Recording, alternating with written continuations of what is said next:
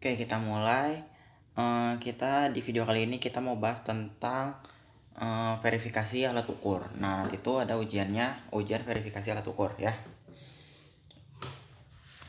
Nah, jadi kita bahas dulu apa itu verifikasi dan kalibrasi. Nah, jadi suatu alat itu harus dilakukan verifikasi dan kalibrasi ya, verifikasi dan kalibrasi. Baik secara rutin maupun secara berkala ya. Nah, kalibrasi itu apa dan verifikasi itu apa? Jadi kalibrasi adalah proses pengukuran alat ukur yang berkaitan dengan suatu garis tanda atau pembagi. Jadi suatu skalanya dari suatu peralatan. Jadi kita untuk proses mengukur alat itu tuh sesuai gak sih skalanya sama yang seharusnya tuh berapa. Nah gitu. Kalau verifikasi adalah proses di mana ditentukan persesuaian antara suatu peralatan laboratorium dengan spesifikasi yang tertera di peralatan tersebut. Jadi dia tuh lebih ke menyesuaikan spesifikasi pada alat dengan peralatan yang ada dalam kondisi saat ini. Nah, jadi itu yang dapat ditentukan sebagai penentu kesalahan suatu titik ya. Oke, sebagai standar acuannya di sini ada standar nasional dan standar internasional. Kalau standar nasionalnya ada SNI dan standar internasionalnya ada ISO, ASTM, AS dan JIS ya. Masing-masing singkatannya bisa dibaca. Nah, oke, terus kita lanjut. Nah, jadi saat pengkalibrasi itu kita memiliki jadi alat untuk dikalibrasi itu dibagi menjadi 3. Ada kalibrasi massa, kalibrasi volume, dan kalibrasi suhu. Nah, kalau dilihat dari namanya, berarti kalau kalibrasi massa adalah alat yang berhubungan untuk menimbang. Kalau kalibrasi volume adalah alat mengkalibrasi alat yang berhubungan dengan volume dengan larutan yang akan diukur volumenya atau yang akan kita ambil volumenya. Nah, terus kalau kalibrasi suhu ya jelas dia adalah alat yang berhubungan dengan suhu atau ada suhunya. Nah, di sini ada contoh-contohnya. Kalau kalibrasi massa itu ada neraca, baik yang mekanik maupun yang digital. Terus ada timbangan dan anak timbangnya ya. Kalau kalibrasi volume itu ada buret, pipet volume, pipet serologi, dan labu ukur. Yang mana kita tahu alat-alat itu adalah digunakan untuk membuat larutan dengan volume yang cukup teliti ya. Nah, terus ada kalibrasi suhu. Kalibrasi suhu berarti dia yang dapat menunjukkan suhu pada alat tersebut. Di sini ada termometer, termostat, dan oven. Oke, nah jadi alat ukur tuh dibagi menjadi 3. Yang pertama ada alat ukur primer. Alat ukur primer itu adalah alat ukur yang digunakan untuk mengukur satuan primer. Nah, satuan primer itu adalah yang ada 7 ya. Yang ada 7, jadi massa, kayak massa, waktu, panjang, terus apalagi suhu, terus yang besaran pokok di fisika ya, dan lain sebagainya gitu. Nah, terus kalau alat ukur sekunder adalah alat ukur yang digunakan untuk mengukur suatu satuan sekunder. Jadi selain besaran pokok itu diukur oleh alat ukur sekunder. Di sini contohnya adalah volume yang paling sering diukur di laboratorium kimia ya. Terus yang ketiga ada alat ukur relatif, yaitu alat ukur yang penggunaannya dengan cara membandingkan dengan objek yang diukur. Jadi alat ukur ini sebagai untuk menggunakannya tuh dia membandingkan dengan suatu standar. Di sini ada pH meter, spektrofotometer, dan AS. Nah, biasanya tuh alat ukur relatif itu adalah alat instrumen. Oke.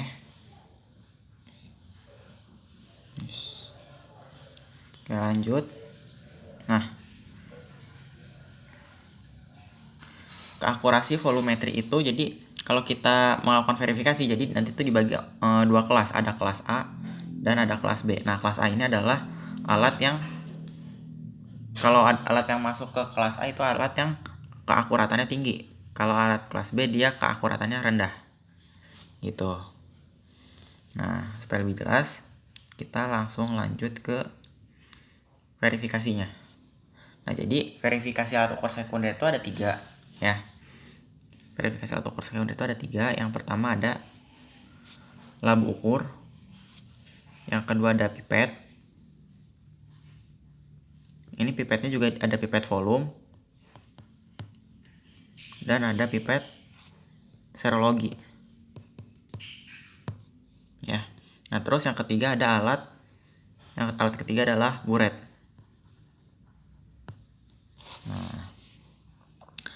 Nah, prinsip menentukan verifikasi labu ukur, pipet volume, dan buret itu sama. Yang membedakan hanya kalau pipet dan buret kita memerlukan waktu alir ya. Kita mengukur waktu alirnya. Kalau labu ukur hanya mengukur berat bobot dari si labu ukur dan air aja. Cuman prinsip perhitungannya juga sama. Cuman beda tinggal menyesuaikan aja kalau pipet volume sama buret. Oke. Nah, ini di sini ada contoh untuk memverifikasi buret. Nah, kita contohin satu aja. Nah, buret itu kan bermacam-macam ya ukurannya ya. Jadi kalau kalian tahu itu buret itu ada yang ukurannya 50, 100, 250, 500, 1000 sama 2000 ml. Cuman kalau di lab volume biasanya tuh yang digunakan adalah ukuran 100 atau 250 atau 50 juga ya. Nah, labu ukur atau labu takar disebut dengan alat ukur to contain atau alat ukur yang mengukur volume yang ditampung. Jadi yang to contain itu adalah mengukur alat ukur dengan cara menampungnya. Kan kalau labu ukur kan gini ya. Ini ada lehernya. Nah, dia menampung suatu larutan di dalamnya kan ya. Beda sama pipet. Kalau pipet dia bukan menampung, dia menyedot. Pipet dia menyedot, kalau buret dia mengalirkan ya, dari awalnya ditampung cuman dia dialirkan. Oke. Nah, kita lanjut ke cara kerjanya. Cara kerja yang pertama adalah kita harus menyiapkan labu ukur yang akan dikalibrasi atau diverifikasi beserta tutupnya. Terus kita dibersihkan pakai air, kemudian dibersihkan dengan alkohol, baru dikeringkan. Nah, dikeringkannya bisa pakai hair dryer. Nah, yang ketiga kita timbang bobot labu ukur kosong sama tutupnya. Nah, udah ditimbang, kita isi labu ukurnya dengan air atau merkuri. Nah, jadi untuk verifikasi ini bisa pakai air atau merkuri. Terus kayak biasa, isi labu ukur, seka, himpitkan ya. Gak perlu dihomogenkan ya. Terus kita tutup, baru kita timbang sebagai bobot labu ukur plus air. Nah, terus kita cari bobot airnya dengan cara cari bobot air dengan cara mengurangi bobot labu ukur. Bobot labu ukur dikurangi bobot labu ukur kosong. Ya. Baru kita cari bobot rata-ratanya, terus volume rata-rata, terus tabel koreksi, sama toleransinya berapa ya, toleransi. Oke. Nah, untuk perhitungannya di sini yang pertama kita mengukur rata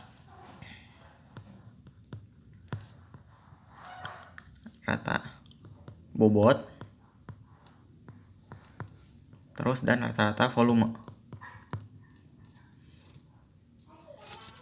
Terus nanti kita mengukur koreksi tabel E1 dan koreksi tabel E2 serta toleransinya. Nah, toleransi ini yang akan menggolongkan dia masuk ke kelas A atau kelas B. Nah, di sini tuh ada kapasitas nominal dan toleransi buat labu ukur ya. Jadi kalau ukuran 5 mili itu, kalau dia kelas A maksimum itu toleransinya 0,02, kalau kelas B maksimalnya 0,04. Dan begitu juga seterusnya ya sampai ke bawah.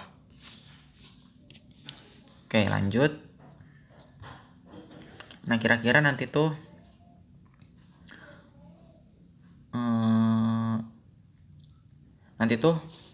lembar kerjanya tuh kayak gini ya. Nah, ini tuh diambil dari modul verifikasi alat.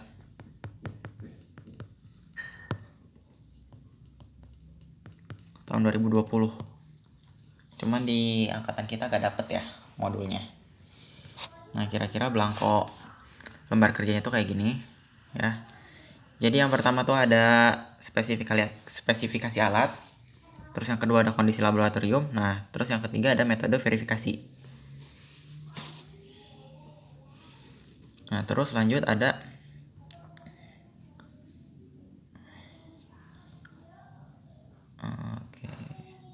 data hasil verifikasi dan ada perhitungannya.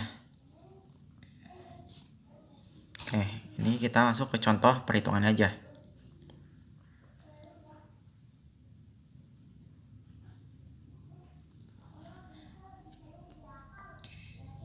Oke, kita coba buat mengerjakan lembar kerjanya ya.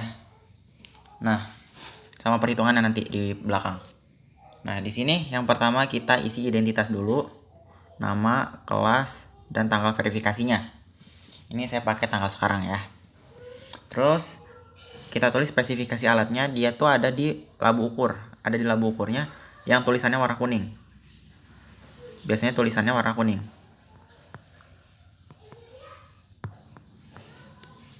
Nah, terus kita catat kondisi di laboratorium. Nah, suhu ruangnya berapa, terus kelembapan udaranya berapa, dan tekanan udaranya berapa. Nah, ini itu akan muncul di hygrometer. Nanti alatnya tuh biasanya nempel di ruang timbang atau di lab juga ada. Jadi alatnya tuh kayak kotak nempel di dinding gitu. Nanti ada suhunya berapa, kelembapan udaranya berapa, sama tekanan udaranya berapa. Nah, metode yang digunakan untuk verifikasi labu ukur kita pakai metode gravimetri. Kenapa? Karena kita berdasarkan pengukuran bobot dari labu ukur. Oke. Nah, yang pertama kita masuk ke data hasil verifikasinya dulu ya. Oke, bentar. Oke, nah yang pertama kita lakukan adalah menghitung bobot labu ukur kosong ya. Habis itu kita tambahkan air. Sampai himpit tera ya. Sampai tanda tera. Nah, habis itu kita timbang lagi. Nah, untuk pengulangan kedua dan ketiga itu kita gak usah ngebuang semua airnya. Jadi airnya kita pipet sedikit, terus kita himpitkan lagi. Nah, dapat bobot yang kedua, terus ditimbang kan, dapat bobot yang kedua. Nah, yang ketiga pun sama. Nah, ini sebenarnya pengulangannya tuh idealnya ada 7. Cuman karena di sini datanya cuma ada 3 ya, jadi cuma 3 aja. Jadi pengulangannya tuh harus ganjil ya. Harus ganjil, tapi idealnya adalah 7. Oke. Nah, habis itu kita cari bobot air. Kita cari bobot air. Nah, bobot air dicari dengan mengukurkan bobot wadah plus air sama bobot wadah kosong aja. Ya, didapat bobotnya masing-masing segini. Nah, terus suhu air suling sama suhu ruangan itu diukur setiap penimbangan. Setiap penimbangan masing-masing pengulangan. Jadi sebelum kita melakukan penimbangan, kita itu dulu. Kita catat dulu suhu air suling dan suhu ruangannya. Nah, suhu air suling itu didapat dicari dengan jadi kan sebelum dimasukin ke labu ukur, si airnya itu dicelupin dicelupin termometer.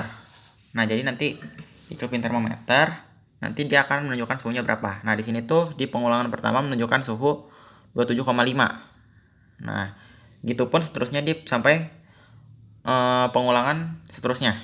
Nah, kalau suhu ruangan, jadi saat kita menimbang bobot air plus bobot wadah plus air, itu kita catat juga suhu ruang timbangnya berapa. Gitu ya. Nah, terus buat skala uji ini adalah ukuran labu ukur yang kita gunakan. Oke, lanjut kita ke tabel yang kedua. Nah, ini masih skala uji sama kayak tadi ya. Skala uji. Terus kalau bobot rata-rata air itu adalah rata-rata dari data yang ini. Data ini di rata-rata dapat segini. Terus kalau suhu air suling yang di sini itu didapat dari rata-rata yang di sini. Ini kalau kita rata-rata didapat hasilnya 27,3. Oke. Terus kalau data yang ini dan ini itu didapat dari perhitungan ya. Oke, jadi kita bisa langsung lanjut ke perhitungan ya. Oke. Nah, di perhitungan tuh ada kayak gini, ada yang harus diisi dulu. Jadi pertama kita harus tulis dulu. Kita memverifikasinya menurut apa? Nah, di sini kita verifikasinya menurut tabel AS2164 ya. Nah, terus kalau labu ukur yang 100 mili, kelas A maksimal berapa, kelas B maksimal berapa? Kalau kita lihat di tabel ininya, kelas A itu adalah kalau untuk ukuran 100 mili ya, berarti yang ini nih. Berarti kelas A itu maksimal 0,08 dan kelas B itu 0,15. Oke, kita catat di perhitungan tadi.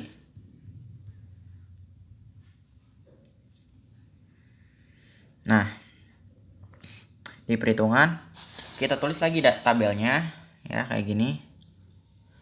Nah, terus kita tulis tadi didapat bobot rata-rata 99,4395, terus suhu rata-ratanya 27,3, dan sekarang kita cari rata-rata suhu ruang. Nah, data rata-rata suhu ruang kita dapat 29,2. Nah, udah dapat semua. Terus yang pertama kita cari tabel koreksi S1.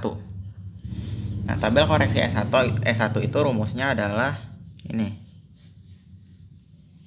Skala uji dibagi 1000 dikali tabel S1. Nah, tabel S1 tuh kalau kita lihat adalah tabel koreksi dari suhu air suling. Ya. Nah, kita masukin tadi skala ujinya kita pakai labu ukur 100 mili, kita masukin jadi 100 per 1000 ya. 100 per 1000 dikali tabel koreksi S1. Nah, di sini tabel koreksi S1 kan tadi tuh tabel koreksi yang berhubungan dengan suhu air suling. Nah, kita lihat tadi suhu air suling kita dapat berapa? Nah, suhu air suling kita dapat 27,3. Nah, berarti kita cari di sini. Kalau 27,3 dia koreksinya berapa? Nih, suhu 27 berarti di sini, dan ini komanya. Ini suhunya di sini. Berarti kita dapat tabel koreksinya adalah yang suhunya 27 dan komanya adalah 3. Berarti kita dapat tabel koreksinya adalah yang di sini. Nah, berarti yang di sini. Yang di sini ya. Yaitu 4,54. 4,54 ini dimasukin ke rumus yang di atas tadi. Oke, kita masukin 4,54 didapat koreksi tabel S1-nya adalah 0,454. Nah, terus sekarang kita cari koreksi tabel E3-nya. Rumusnya sama, skala uji dibagi 1000. Skala uji dibagi 1000 dikali tabel E3 ya. Nah, kita lihat tabel E3 itu adalah tabel suhu udara dengan tekanan udara. Jadi kita kayak mau cari tabel koreksi 3 itu kita mau cari tekanan udara dalam milibarnya. Tabel koreksi suhu udara dalam tekanan 990 milibar itu berapa, ya. Kalau kita lihat di sini suhu ruang kita dapat 29,2.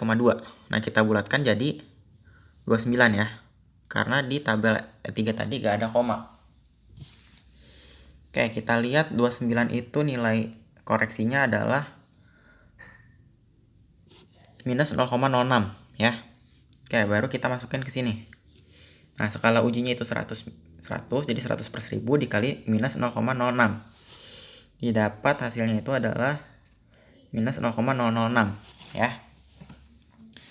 Tadi kita udah dapat data tabel koreksi 1 dan koreksi E2, masukin ke sini ya. Terus kita lanjut cari rata-rata volume air. Nah, rumus mencari volume rata-rata airnya itu adalah ini. Rata-rata bobot air ditambah koreksi tabel E1 ditambah koreksi tabel E3. Oke. Tadi rata-rata bobot airnya kita dapat dari sini. Yang ini. Terus koreksi tabel E1 dari sini dan koreksi tabel E3 di sini. Nah, udah dapat ketiga datanya, tinggal kita masukin ke rumus ini. Didapat hasilnya tuh adalah 99,8875. Udah dapat 99,8875, kita masukin ke sini. Ya, kita masukin ke sini. Terus lanjut kita cari toleransinya berapa. Nah, toleransinya itu kita dapat tuh. Nah, toleransi itu rumusnya adalah volume air dikurangi volume skala uji. Nah, volume air tuh volume air yang tadi kita udah dapat di sini, volume rata-rata air. Ya. Nah, di sini kita dapat 99,87 dikurangi skala ujinya kita pakai labu ukur yang 100 mili, dikurangi 100. Dan ini jangan lupa ada tanda mutlak sehingga hasilnya tidak mungkin negatif. Nah, kita dapat toleransinya tuh 0,1125. Ya. Oke, kita masukin ke sini. 0,1125. Nah, kalau kita mau bandingkan dengan tabel AS2164, nah berarti dia kan tabel AS2164 itu dia kalau labu ukur 100 mili, kalau toleransi untuk kelas A dia maksimal 0,08, terus kalau kelas B maksimal 0,15. Nah, tadi itu kita dapat 0,1125. Nah, berarti dia masuk ke kelas B. Ya. Jadi dia masuk ke kelas B. Oke. Nah, sampai di sini untuk pembahasan verifikasi alat ukur sekunder.